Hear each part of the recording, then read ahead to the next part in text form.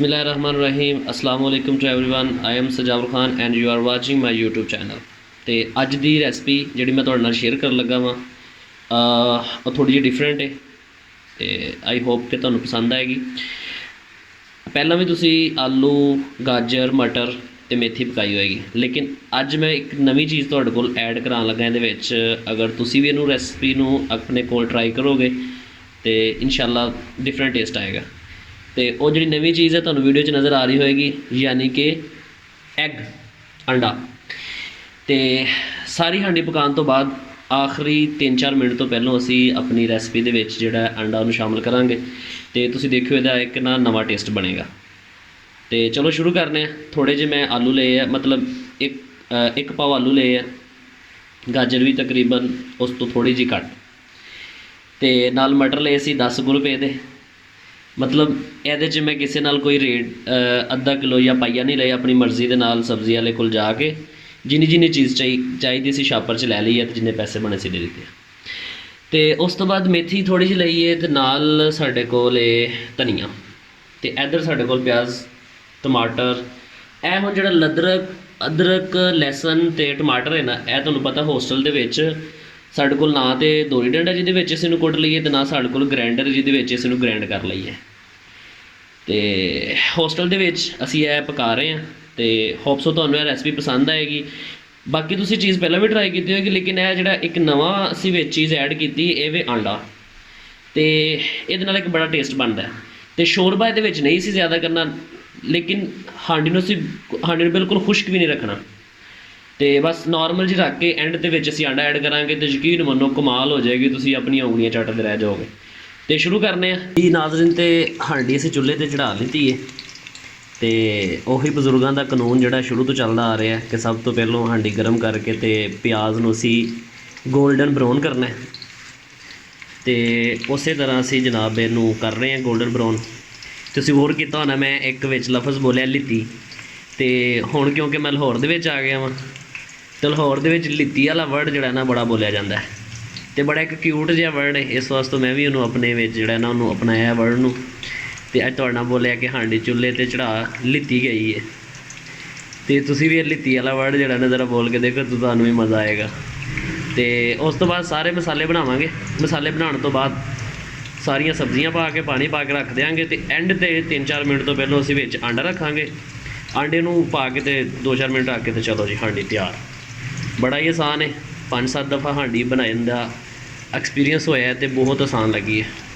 तो होस्टल च जिन्ने भी स्टूडेंट रहंदे ने, तुसीं भी कोशिश करा करो कि अपने होस्टल च खाना बनाया करो।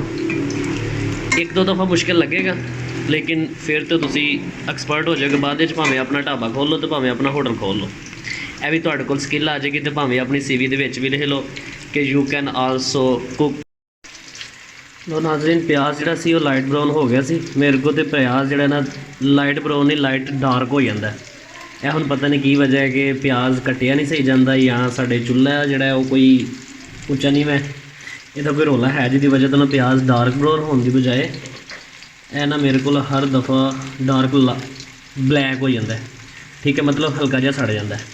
तो हुण असीं चल रहे हैं कि अपना लूण मिर्चां लगे किन्नियां पाणियां। अच्छा, यह बड़ा थोड़ा जिहा सवाल है कि मतलब यह देखो जी, मैं सिर्फ इन्नियां को मिर्चां पा लगा। ठीक है, यह हुण मिर्चां जिहड़ियां ना इन्हां दा हिसाब किताब हुंदा है कि मिर्चां ज़्यादा तिखियां ने, तो उस तो बाद यह थोड़ी जी हल्दी पा दी है।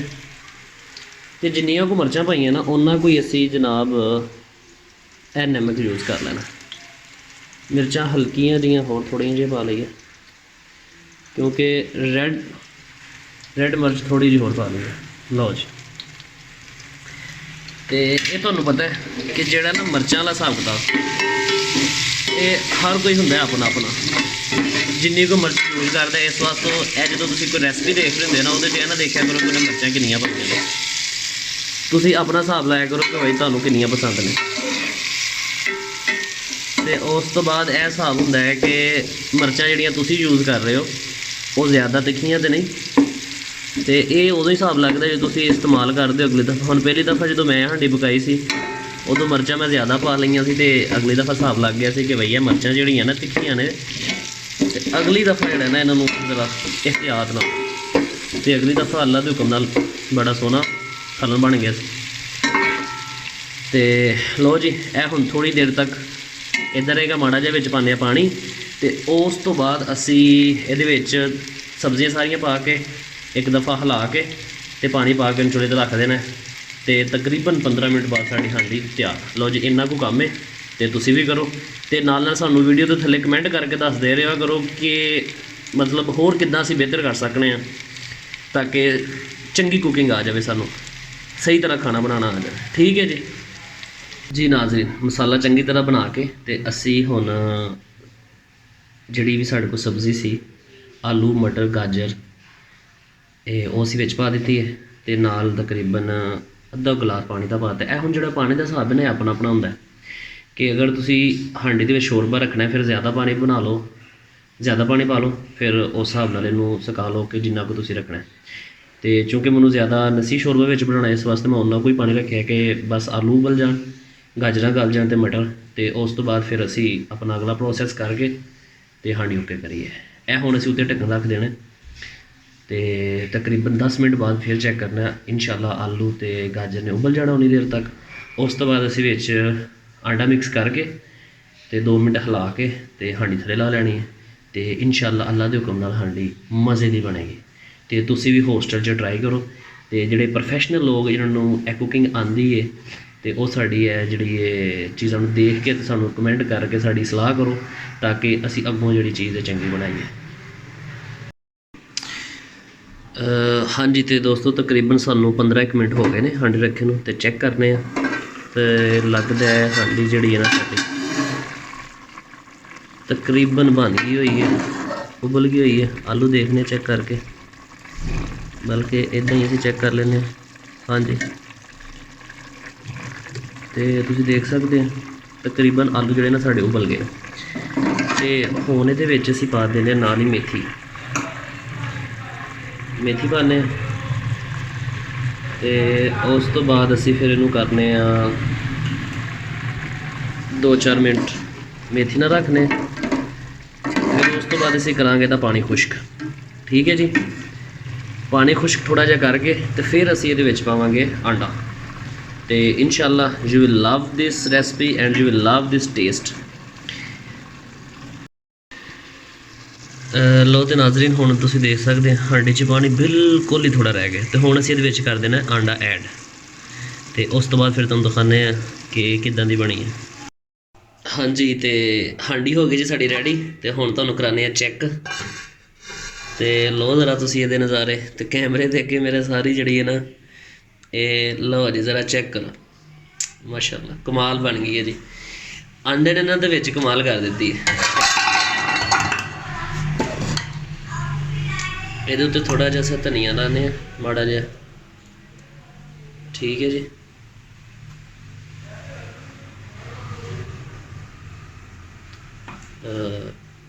ਕਾਫੀ ਹੋ ਗਿਆ ਜੀ।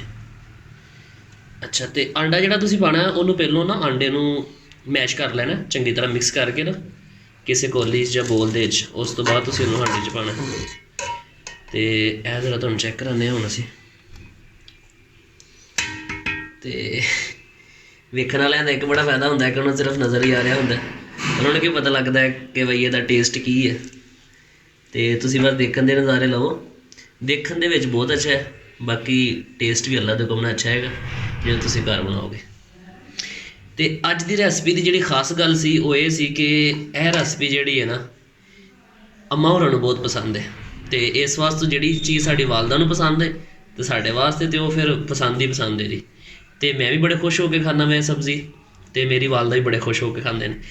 ਤੇ ਇਨਸ਼ਾਅੱਲਾ ਜਦੋਂ ਅੰਮੀ ਹੋਰੀ ਵੀਡੀਓ ਦੇਖਣਗੇ ਤੇ ਉਹਨਾਂ ਨੂੰ ਵੀ ਬੜੀ ਚੰਗੀ ਲੱਗੇ। ਤੇ ਇੱਦਾਂ ਵੀ ਜਿਹੜੇ ਹੋਸਟਲਾਂ 'ਚ ਰਹਿੰਦੇ ਨੇ ਸਾਰੇ ਹੀ, ਉਹ ਵੀ ਤੁਸੀਂ ਆਪਣਾ ਘਰ ਖਾਣਾ ਬਣਾਓ। ਤੇ ਬਾਕੀ ਇਹਦੇ ਵਿੱਚ ਜਿਹੜੀ ਕੋਈ ਕਮੀ ਪੇਸ਼ੀ ਹੈ, ਤੁਸੀਂ ਕੋਈ ਸੁਜੈਸਟ ਕਰਨਾ ਚਾਹੁੰਦੇ ਹੋ ਤਾਂ ਕਮੈਂਟ ਵਿੱਚ ਦੱਸੋ।